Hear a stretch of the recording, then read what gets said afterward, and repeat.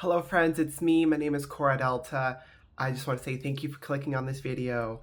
And I have done some speaking engagements throughout my life, and I have some past ones, and this one is very special to me. This was January of 2026, fresh into the new year, and I was in LA with 3 other trans service members, and we gave a panel about our lives, and we spoke our truth. And one thing I am doing to get out of my comfort zone, to get out of my shell, is sharing my truth even more. There's a lot to my life story, and a lot of people are telling me, share it, share it, share it. And I'm really shy sometimes, but I feel like at some point or another, people are really going to look at this, and some people are going to look at this and reflect and really learn through these things. And I feel like my next chapter in life is to share my story and be this like sort of living guidebook on people with love and grief and joy and this wild thing called the human existence. So I share some of my words. This was back in January this year. And then I have another one I'm going to share soon. It's going to be March. This was 2 years ago, almost to the day. March 2024. A lot has happened since then. And I want to make more videos. I really want to do this. So if you enjoyed this video, please comment. Please share what you liked. I am a reachable person. So if you want to start a conversation on Instagram, please hit me up on the Instagram. And yeah, let's just get into it. Love it. All right, y'all. So we're going to get started with our panel discussion. So I want to bring up our panelists, our lovely panelists. Amazing. Amazing, beautiful panelists. Here they come. I promise. Here they come.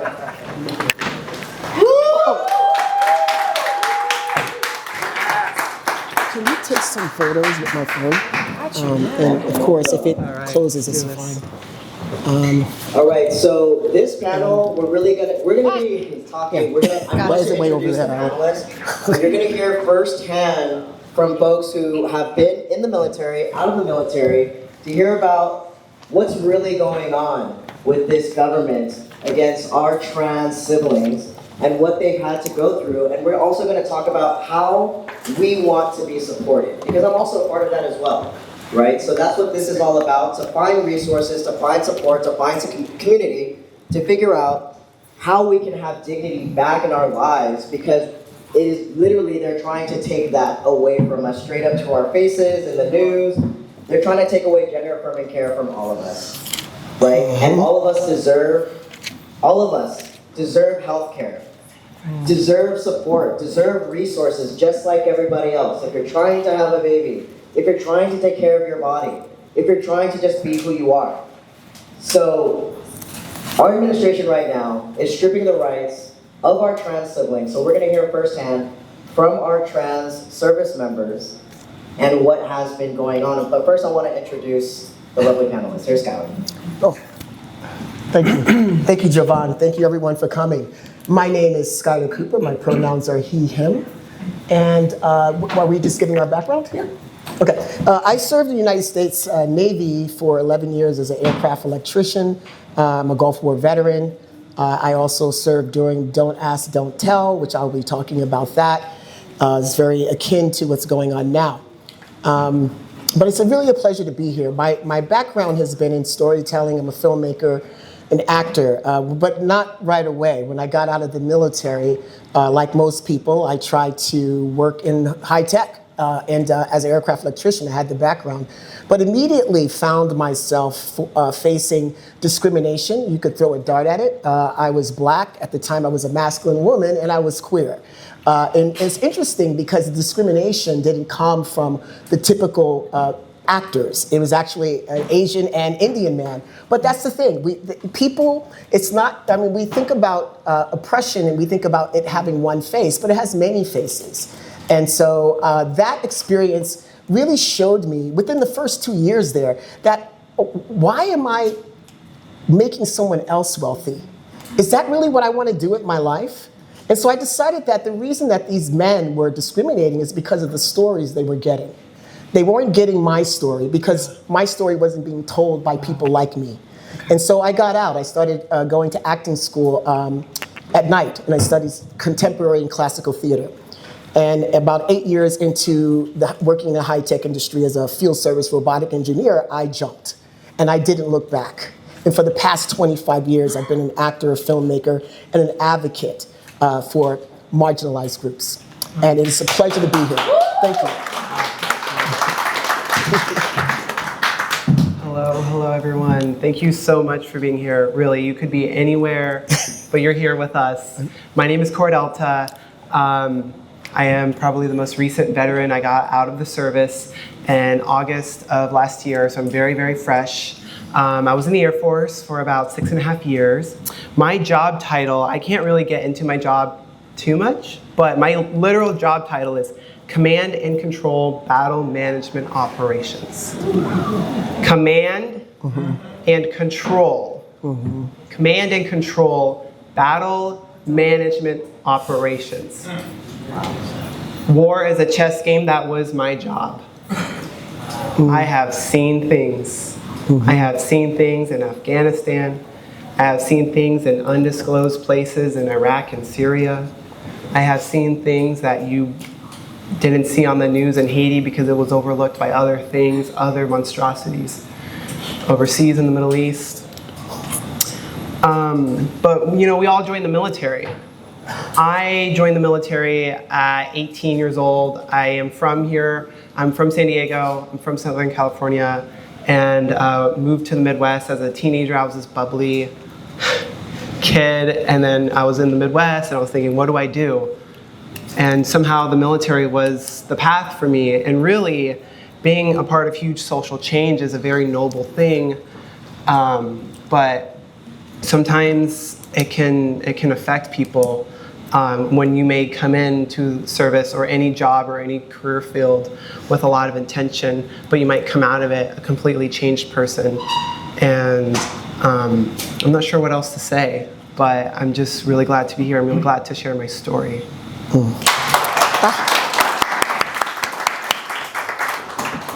Hey everybody, my name is Elena Mays-Tetricht. I am a Navy and a Coast Guard veteran. I got out and decided I liked it so much I went back. So I was discharged for being trans in 2012. And I was an intelligence analyst for most of that time. I had a very weird career. So yes, actually, I know exactly what you were talking about and was like, oh. So yeah, so when I got out, discrimination was just the way it was. Nobody in my chain of command was happy about having to do it, but it was the rule. And then, you know, things changed, and now things are changing back. And you know, I had dedicated my life. I went to college, and you know, when that didn't pan out like I'd hoped, while I was in college, I started doing some activism, and I kind of leaned into activism after I got out of college. And you know, my life has been kind of dedicated to stopping what happened to me from happening to anybody who came after me, and it's really hard to watch all of those things starting to happen again. So I'm very excited to be here with everybody and to talk about what we can do, what's happening now, and what we can do about it. Thank you.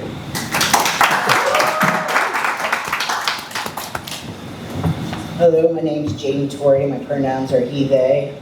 I first enlisted in the Navy as an avionics technician. After 4 years, I decided to transfer to the Army as a combat medic, where I spent the rest of my career.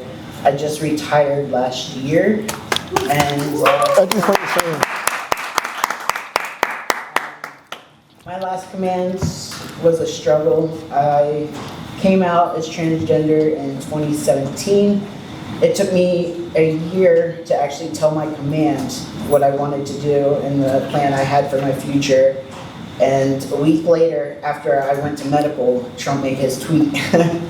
My commander pulled me aside. He's like, I don't know where you are in the process, but I highly suggest you stop. And my heart just sunk.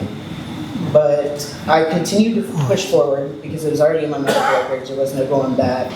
And I started the fight so that way they didn't know what to do with me. I literally had to write up my whole treatment plan. It took me 2 years to get my treatment plan approved. And My apologies, I'm getting a little emotional here. I'm very passionate about this. Yes. But yeah, since retiring, I'm trying to figure out what I'm doing. I'm into the art. I paint and sell my artwork, and I'm aspiring to be an art therapist. Wow. Yes. Beautiful. Thank you. Beautiful.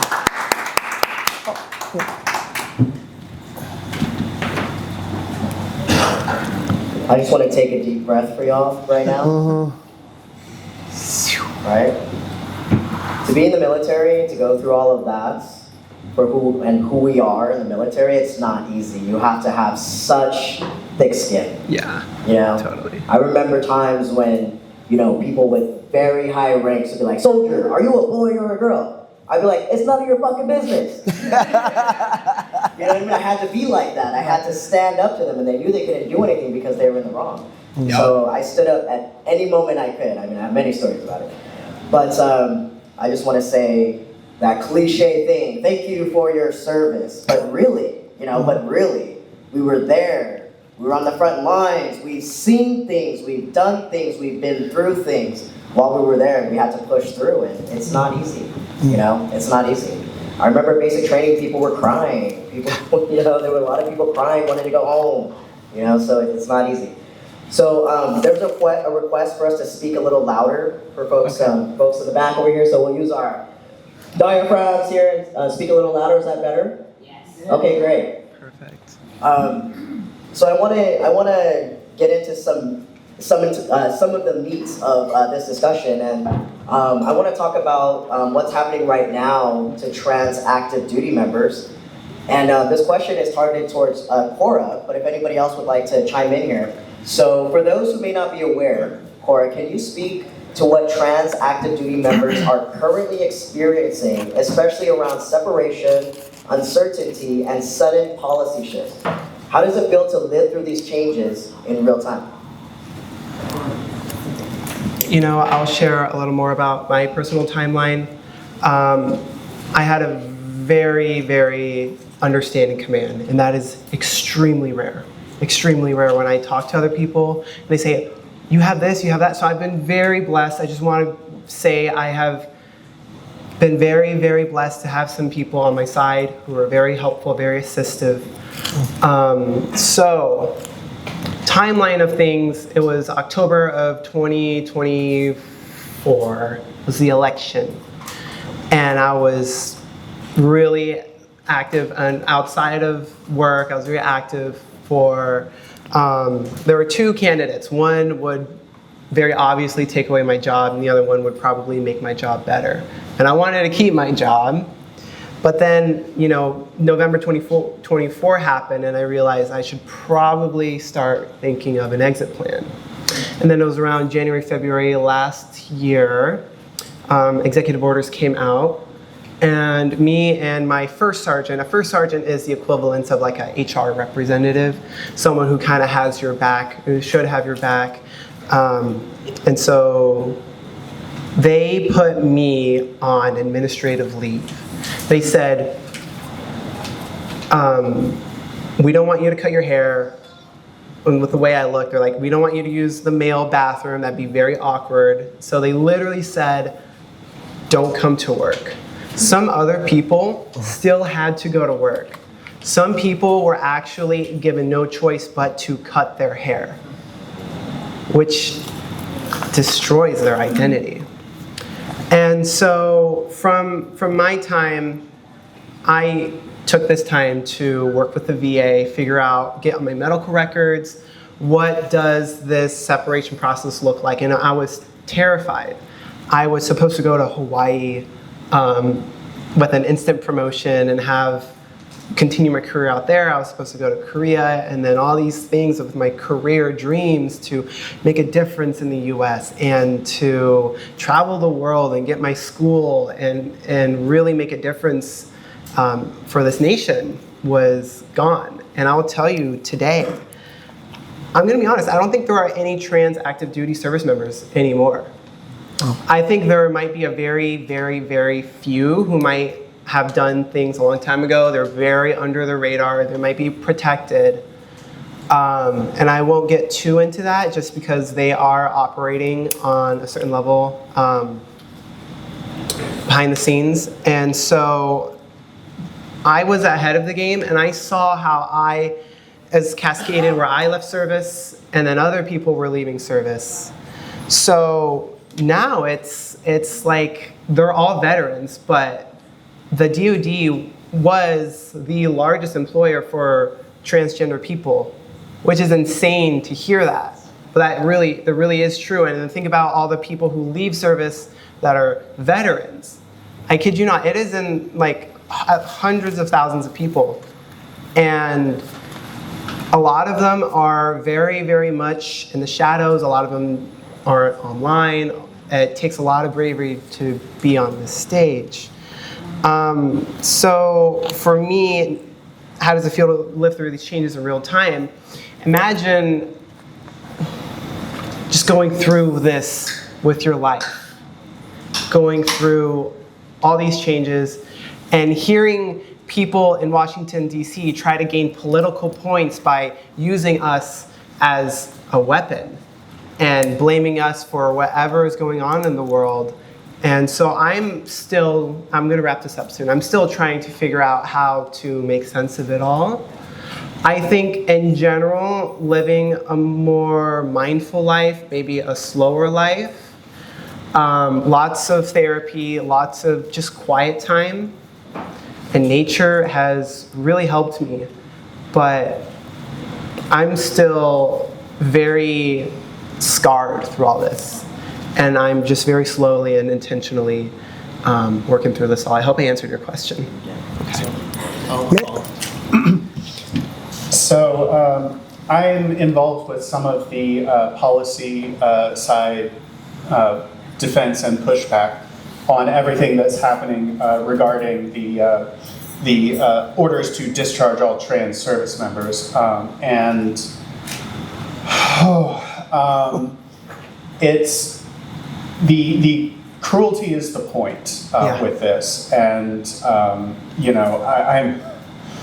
the cruelty is intense, and a lot of that doesn't quite make it out into the public because it's a lot of very technical and wonky things. But in terms of like what's happening with trans service members who are becoming trans veterans right now, it's not entirely clear.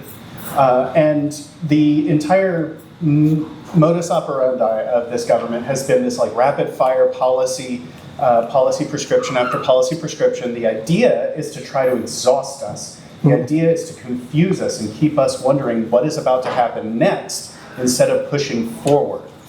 And so it's clear that kind of philosophy is being applied specifically to transgender service members who are getting discharged. A lot of folks don't know what their discharge status is going to be, and that's really important because that determines what VA benefits you're eligible for. Exactly. So I got out medical under honorable conditions. So I was allowed to have full access to VA healthcare. I'm 60% disabled, and thank God for that.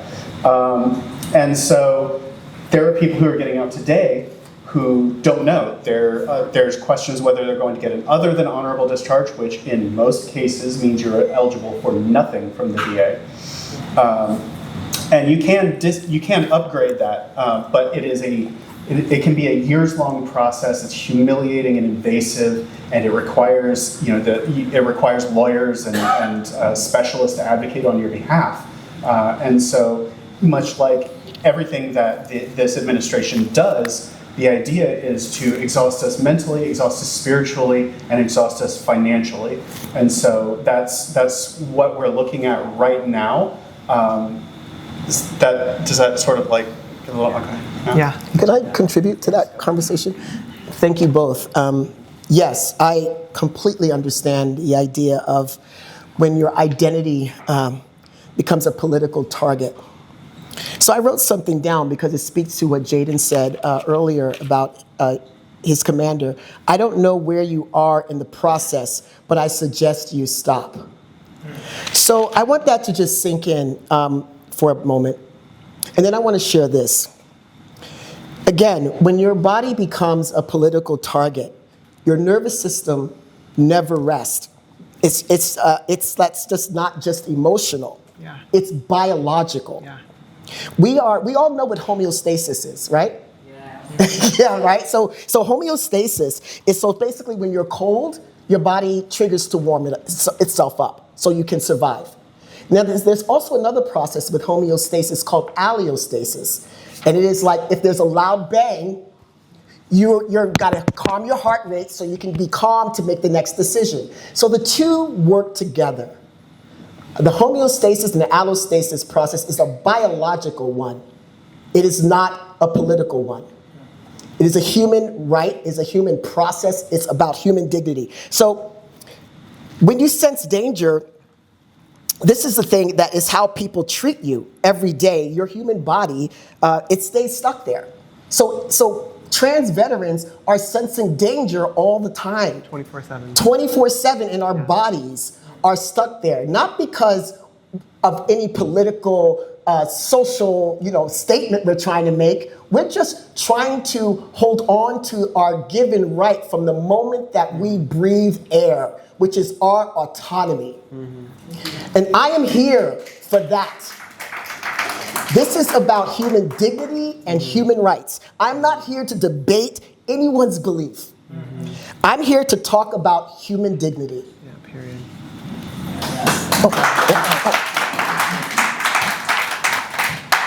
Just kind of going back to what it's like serving as a transgender member active duty. I was one of those ones that was never allowed to change their gender in years. So I was forced to wear the female uniform. So I was forced to sleep in the female barracks, use the female bathroom. And it actually created hostile environments. The last time I went out to the field, I actually ended up spending 2 weeks in the back of the ambulance, sleeping on my own, because I didn't feel comfortable sleeping in female barracks. I was literally pushed out. I just wanted to kind of give you a little background on that.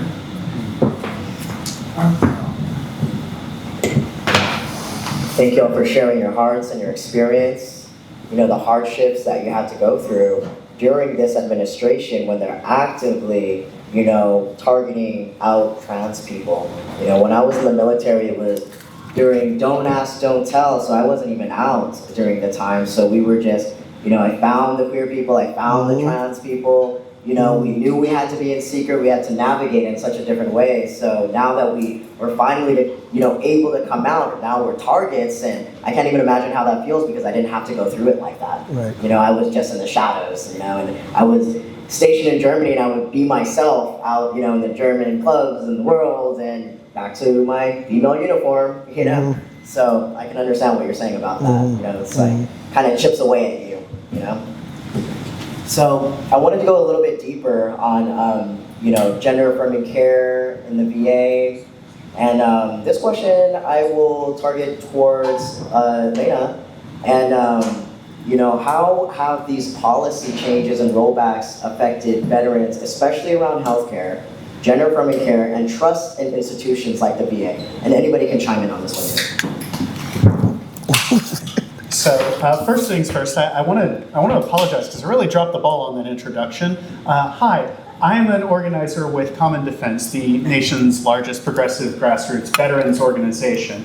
And one of our biggest campaigns this last year, and probably going forward, it has been what we're calling our VA Not For Sale campaign. And this started as pushback against the obvious attempts at privatization, starting with 800,000 VA nurses and staffers being laid off, and then it's continued on.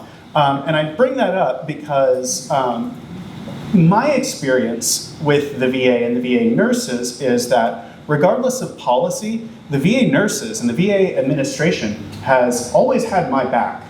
So I would say that while big VA has their thoughts and opinions, and unfortunately they do have the ability to enforce that, there's, I don't think it's necessarily harmed. It's certainly not harmed my relationship with my nurse, with my staff at the VA, and it's not interrupted my care with the VA. but I can't speak for others' experiences. What I can say is that the policy changes and this policy assault on our rights is meant to, like I said before, it's meant to degrade our ability to respond. And so the most important thing is that we just absolutely do not let them exhaust us. And so, organizations like Common Defense and other organizations are out there fighting to protect our VA rights, and in doing so, we're protecting not just my rights, but also the rights to care for all veterans. And so as far as gender-affirming care at the VA is concerned, this is an open question, and this is one of those things where people are getting different answers every time they ask, and every time the administration talks about it, it's something different. I get my care through the VA. I know a lot of people do, and ostensibly people who had their care before these executive orders came down are meant to be grandfathered in. I don't trust them as far as I could throw the entire VA. So I think that's a fairly common sentiment, but I think people who are getting out now are in a much more unstable place, and I do want to just name that as like really psychologically damaging on people who are now like losing the thing that their lives were about for the last however many years. So I think that's sort of where we are currently. I'll say something as a very, very fresh, recent veteran, and I'm going to give you all a little hack to make things work for you. We all know there's a system, yeah? It's not a perfect system. I would actually like to say it's a very broken system, but it is still a system. And I have known this system since I was a child. I was placed in the Child Protective Services in foster care at 5 years old. And I have essentially kind of been raised by the government. And then I became an adult, and all those benefits from the Child Protective Services were gone. So then I joined the military. And I did a lot of hard work by literally reading the TRICARE manuals, learning what is the actual black and white. If you want to win this game, everyone, it's going to be hard work, but you need to know the rules. A lot of us here are struggling. There are people who are not of a minority that are taking advantage. Who's to say that you can't take advantage of the rules? Learn the rules. The rules suck. I hate the rules. But you know the rules, so you can bend them. Bend those rules for you. Yep. That's exactly how I've survived. The state of California essentially told me, take advantage of all the benefits you can get. So this is for a video for all the trans veterans, especially in California, just in this case. Learn the rules of the VA, talk to a VSO, get everything you can, because if they say that if we're disabled to join the military, mind you, I can run, then if they're gonna take away my career, I'm gonna bite back. I'm gonna bite back by making sure that the government funds me into retirement for the rest of my life, and that's what they did. So learn the rules and bend the rules. That's right. So the policy changes and rollbacks I feel is a betrayal of trust that undermines the VA's commitment to serve all veterans who have served. And it creates negative impacts such as the fear of loss of care, increased mental health crisis, discrimination, and that broken trust. Vets are currently losing access to care, as Jovan mentioned earlier, and others are fear of losing their care that they currently access. It's forcing them to seek care elsewhere and delaying treatment. This creates instability and a less welcoming environment. I myself have been fighting the VA over the past year trying to get care. I wasn't able to get it when I was active duty because I never got that final approval. I did start the hormone treatment because I was grandfathered in. That's the one thing I was able to do on active duty. So unfortunate in that aspect, but I'm unable to get top surgery at the time. I've tried 3 times and I was told, unfortunately due to the current administration, it'll never happen. So what I ended up doing is I am paying out of pocket for secondary insurance. I have TRICARE and VA, and neither one will cover my treatment. So now I'm having to pay $400 a month out of pocket for extra insurance. So hopefully I can get this treatment within the next year. These policy shifts move away from inclusive, patient-centered care, creating barriers and potentially devastating consequences for the mental and physical health of transgender veterans. Jaden, let's talk later, because I was able to figure out my top surgery. I had VA too, and they wouldn't do it, and I figured it out. So, All right. we're gonna figure this out. Right on. $400, that's absurd. No way. So I have a final question to the panel. It's a 2-part question. I know you've shared your heart. We can all see it. We can all feel it right now. So the question is, how has this personally, all these rollbacks, all these policies, all these executive orders, all this rhetoric, how has it made you feel as, someone who has served this country? How does it make you feel, and how have you experienced, people around you who are also veterans and active duty members? What are you seeing in them as well emotionally? And the second part question to that is, what kind of support and resources do you think that our trans siblings and yourself, what do we need right now? Too long-winded on this, but I will just hit the high notes. So I was at a very conservative engineering university in Florida, and I had a situation where there was an organized, or rather an attempt to organize violence against me, and it happened in such a way that I could see and hear it. And so when I stood up against that, that entire effort kind of fell apart. But afterwards, people came up to me and came out as trans to me, like people I had not met and did not know. Some people I did know and didn't know they were trans. They came out to me, and at that moment I realized, I have a responsibility to my community now. And so that has been kind of a guiding principle for me in the work that I do. And so that kind of maternal instinct has really been a principle that has led me down this path. And to see all of these people all my community that I still feel this sense of responsibility towards, going back to that place where I had to fight and claw my way out of, and seeing everything moving back in that direction is heartbreaking. But in this moment, we cannot lose hope. Yes. Hope is the thing that we have to hang on to. We can't lose that. So what we need right now, more than anything, we can't trust the VA. So we need to build mutual aid networks. We need to find our community, find out who can do what, and start filling those gaps for each other. And God willing, we will find our way out of this dark place. We have some resources here. Okay, we'll come back. We'll come back. Yeah, thank you so much. Look, how much time do we have? I am the long-winded one, if you can't tell. All right. I think I might just want to give a quick word or so.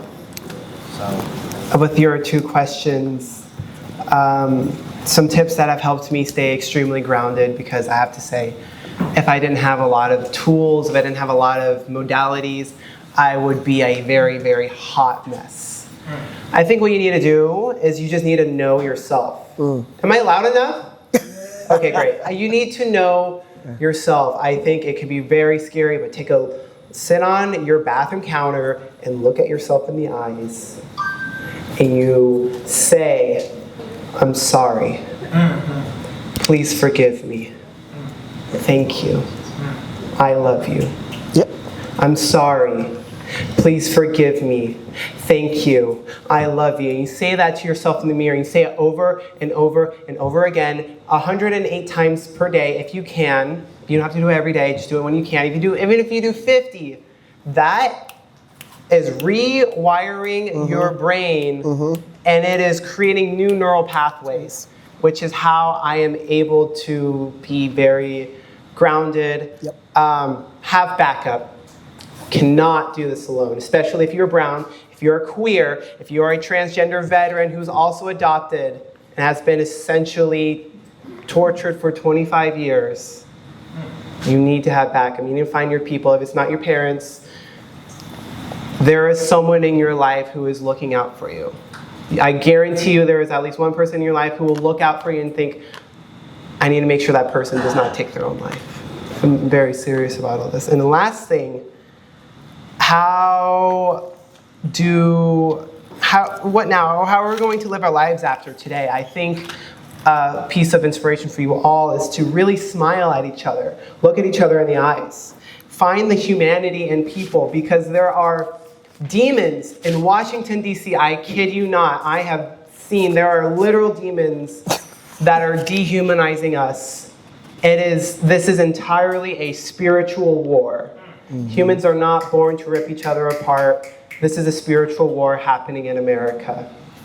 Amen. Thank you. So, the things I've been through, it wore me down mentally. I felt very isolated and alone. And then especially during my last command, I was very isolated. Getting out of the military, that continued.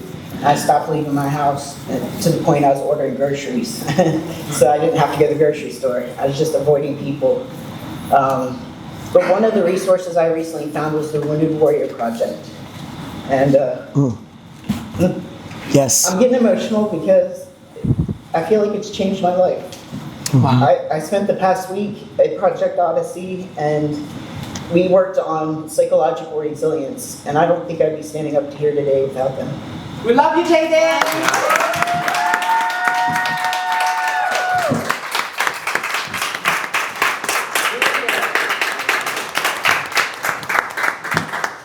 You see, we are human. We're human before we're trans. And so we don't share the same culture, the same ethnicity, the same beliefs, but we share the future. And so I want to just share how I've dealt with gender, and it's very similar to everyone on this panel. My goodness, we are so aligned because I didn't have to read half. I mean, you guys already talked about it. Yeah. And so when I had to accept myself and stop apologizing and saying, do I belong here? Is it okay? I mean, I think I should say this. Since birth, I've always been a very androgynous child. In fact, we reeled pictures of us throughout life. And there's a picture of me as a 6-year-old little tomboy. And my father, a Baptist minister, took that picture. My shoes were untied. I had these ratty jeans and a ratty t-shirt because that's who I was and that's who I am. I just matured. The trans title and category, whatever it was, I didn't make that up. That was not my term. I didn't come and say, oh, I'm trans. It's amazing, right? Because I know I'm human. And how I express myself is how I choose to express myself. That's my autonomy. And I think what we're seeing right now, to your point about this spiritual war, is I think we're seeing people, not everyone, but people who know that if they want to control the masses, you cannot allow autonomy. And trans people say autonomy. And that is what it's really about. We exist, we live autonomy. We truly do. Because we're living in a predominantly binary culture. And we're like, wait, what, huh? What? And so that's what they're seeing. And I think that they're seeing it as an act of resistance when it's really an act of our humanity. And so there's absolutely nothing to really fear because you're being yourself. You're living your life. And I'll just say this in closing, because I love closing with this story. Before I came out as trans, I was using the men's bathroom for, I don't know, maybe 15 years because it was simpler. Women would freak out. Like I said, my entire life I've been androgynous. My entire life I've been muscular. My entire life I've been called sir. Oh, little boy. Right? So even when I didn't attach myself to a boy gender or a male pronoun, I was being called that. So I can't win for losing. So I just finally said, you know what? It's all an illusion. This is nonsense. And so, believe me, they don't want to speak to me in the same screen. They won't share screen time with me because I blow that ideology out of the water by my sheer existence. And so I'll share this. I started going to the women's bathroom, being muscular. I knew that they were going to have a huge reaction, so I would always wrap a towel around my waist. Do other cis women have to do that? No. But I did, because I didn't want to threaten the women that were in there. And I was considered myself a masculine woman. So I wrap a towel around my waist and I go into the bathroom and I'm like, okay, I don't want to startle anyone. And I'm like, oh, I had a nice workout, pumped, jacked, and I go to use the sauna. And there's a woman in the mirror and she's putting on makeup. And I walk right behind her. She doesn't see my front, because I was hoping that she'd see that I was a woman. And so she just sees my back. And so I turn the corner and I get my hand on the sauna door, and this woman runs around. She goes, there's a man in the bathroom! There's a man in the bathroom! And I said, where? Well, she was so pissed. She was so mad. And I didn't know why she was mad. And I realized that she thought I was a trans woman. I didn't realize that yes, because of how she addressed me. Yes, how she addressed me. And I said, and she goes, and this is what she says after. She goes, after I get dressed, she goes, this is a woman's bathroom. And again, I don't announce my gender because I don't have to, like she doesn't have to. And I said, yeah. She goes, so what are you doing here? And I said, what are you doing here? And so it was like, and so I saw the anger in that. And I thought, wow, this person didn't like my autonomy, me expressing myself. So I say to you all, thank you for being here. Live your life. Be true to yourself. This is not about freedom. This is about being free. Amen.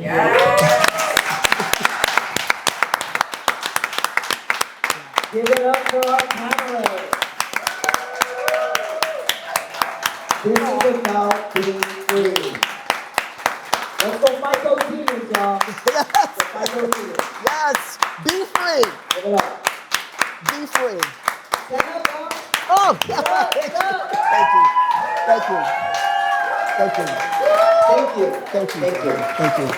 We're passing on to Chichi now. That was it. All right, y'all. Give it up for the panelists one more time. Thank you. Thank y'all so much. If you're going to take a picture. Oh, you got a picture? So, are we doing pictures or anything before they get off on stage? Yeah, there we go. See? Professional. This is why she's hired. Social media managers, let us know. I think we're going to go on tour. I think we're going to go on tour. All right, thank you. I'm the shorty right here. We should go on tour. I think we should. There we go. Beautiful, thank you. 1, 2, 3, una más. Una más. One, two, three. Cheese. Perfect.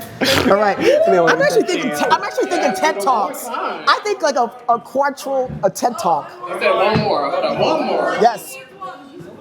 Come on.